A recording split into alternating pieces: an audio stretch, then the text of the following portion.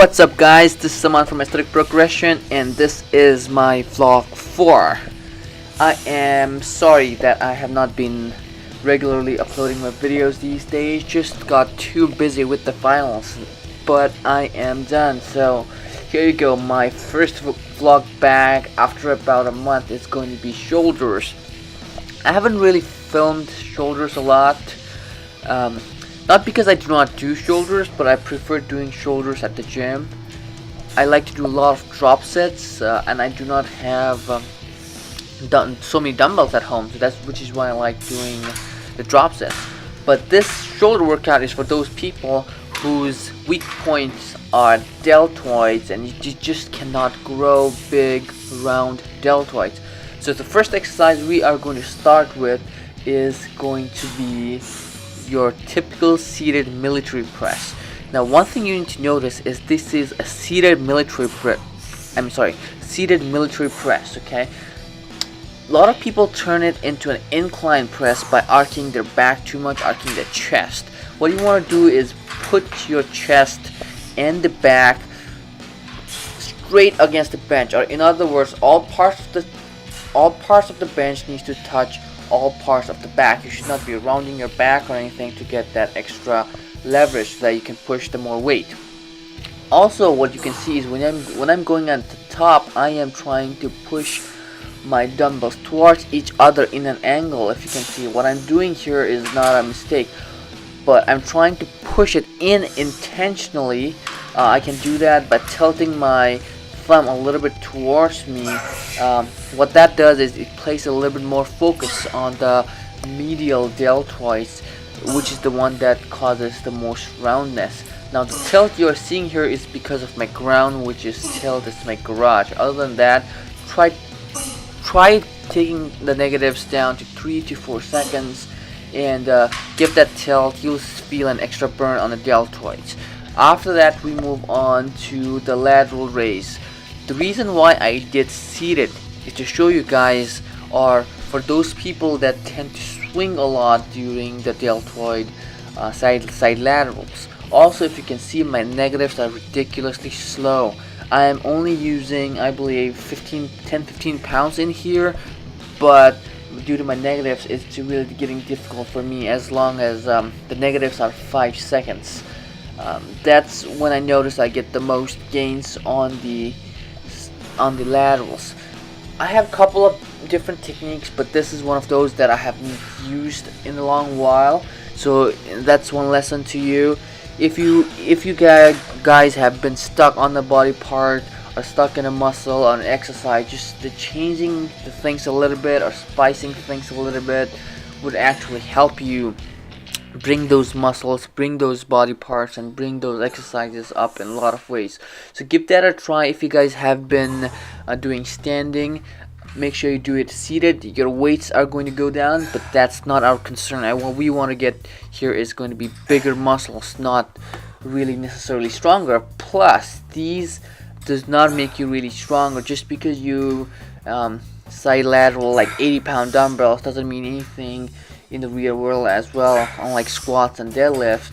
So make sure you use the exercise what it is for, and since this is an isolation exercise, make sure you put all your focus isolating those shoulders or the medial deltoids, and not swing the weight up and stuff.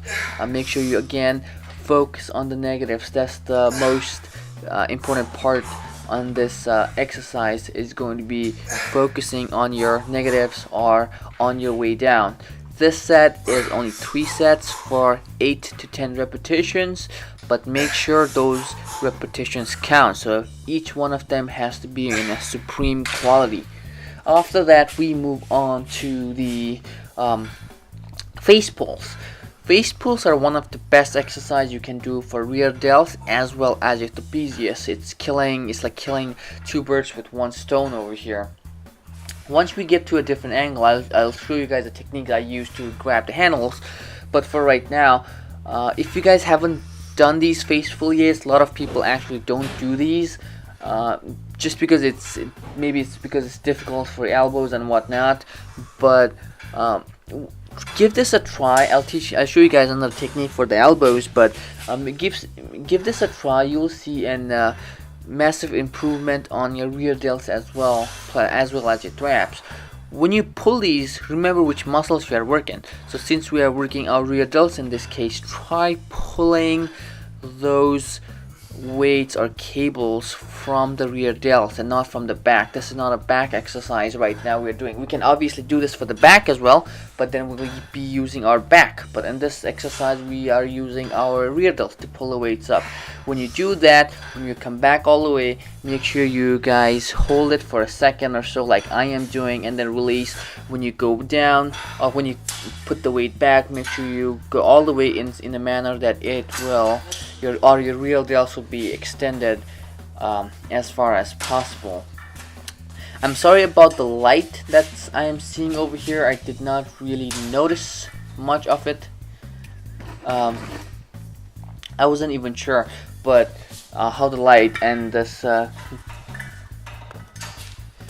But as I was saying about the handle position, notice how I am holding it inward with my thumb actually getting out. That actually helps to support your wrist. So if you guys are not doing this exercise because it's uncomfortable on your wrist, you guys can apply this technique of grabbing the rope. That way, I actually found it helpful. So why don't you guys give it a try? I'm not sure what's happening to my speech right now. I'm stammering a lot, but sorry about that. But let's just focus on the exercise over here, I guess. Again, make sure your negatives are slow. Make sure you control, extend all the way towards the end. You are doing 4 sets of 12 repetitions. And make sure you don't go too heavy, else you'll be using your back to pull the weight and not lower delts. Now this is another unique exercise you can do. It's going to be the leaning upright rows. A lot of people haven't done it, which is the reason why I'm putting it in here, because if you want to grow, if you want to change, then you need to change your workouts as well. Because if you do the same thing you did yesterday, you'll look the same way. You'll look the same way tomorrow as well. The handle, you can see I'm using the D-bar handles. The reason why I'm doing it is it allows me to change the wrist positions while doing the workout itself. So this is one of those exercises again where a lot of people find it uncomfortable on the wrist. So using these D-bar handles actually helps to gets a little bit easier on your wrist and nothing else. It's just like a regular upright rows, just a variation to spice up the things a little bit. This is going to be 3 sets. I only showed two. I don't know what happened to the third one, but this is going to be the 3 sets of 12 repetitions. Make sure it's just as in your face pulls.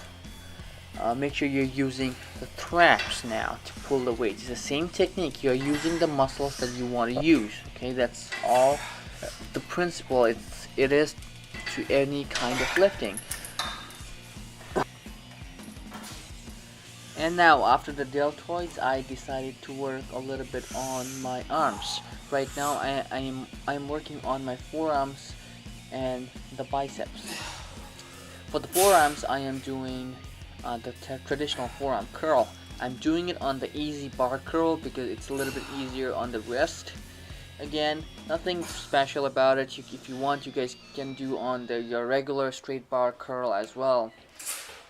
But I just decided to use this today. I haven't used this for a long time. So just changing the grips again. Nothing much science into it. But as you can see, I'm using very lightweight, in this case 45 pounds with the bar, which is not heavy at all. But what I am doing on both of the forearm curls and the bicep curl is going to be I am pulling the weight up with only using the muscles that I'm trying to work on. So in this case forearm before, and in this case biceps. When I reach at the top, I squeeze for a split second, and when I come down, I at least give 3 seconds negative. Now that's crucial on this because we only have 3 sets of each exercise, and we are only doing 10 reps and 3 sets. So we have to make these count. biceps, I worked a lot during back workouts as well, which is the reason why I don't work biceps a lot by itself. I don't allocate a different day for biceps, but I always try to throw in biceps workout during my shoulders or biceps or whatever I can fit, but I make sure I at least hit the biceps once a week and triceps once a week.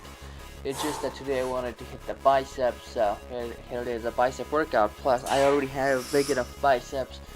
I actually need to grow my deltoids, so I don't really focus on my biceps because that's not the weak point. Focus on your weak point all the time. And once my shoulders comes back up to size what I want it to be, then obviously I'll increase the size of biceps. But until then, biceps are just going to be on the side. I'm just making sure that my biceps are still the same, and but I don't want it to grow bigger as well. So hence, I will just work it out at the end of every workout. Not every workout, end of a workout once a week. So nothing, as I was saying, there's nothing fancy about it. I'm just doing 2 exercises back to back. This is a side view of the exercise. If you can see, I'm not stringing the weight up.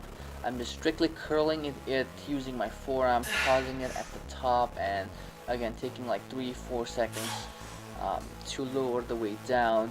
And as soon as I get down, I try not to stop. This is what gives the constant tension. When I get too tired, just like at this point, I do rest for a second, but other than that, I try to pull the weight up as soon as I am all the way down. The only break you'll get is while switching your grip, so just a couple of seconds break and right back onto the biceps curl. Strict, no swinging and jerking. Make sure you are squeezing those pinky fingers as well. I have also posted a complete video on how to do a proper bicep curl. I'll post a link on that on the description box. Make sure you guys check that as well. Until then, train hard, get big, get shredded, guys. That's about it for this episode of this vlog. See you guys next time. Bye bye.